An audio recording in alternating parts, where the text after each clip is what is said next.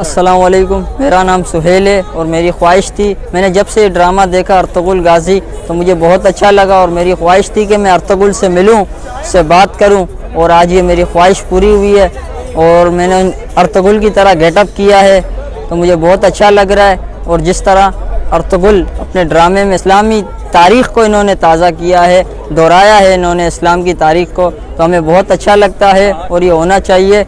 और मुझे बहुत खुशी हुई आज मैं अर्तुगरुल से मिला और उनसे बात की। तुमने ये गेटअप क्यों ऐसा क्यों किया है? अर्तुगरुल के लिए। आप भी पहनो। ठीक है। तलवार चला के तलवार तो ऐसे तलवार चलाते हो वो तो ऐसे नहीं कर सकते। जैसे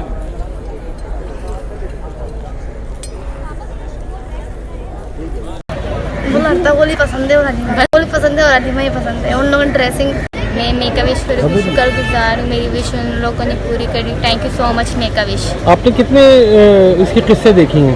मैंने सारी किस्से जितनी आई है बस देखती थी। कैरेक्टर कौन कौन से पसंद है? बस एक ही अर्तुगरुल। आपको कौन सा कैरेक्टर पसंद है? अर्तुगरुल पसंद है। तो ड्रेस आपने जो किया हुआ ये किसका वो है? हलीमा का क्या मैंने हलीमा का।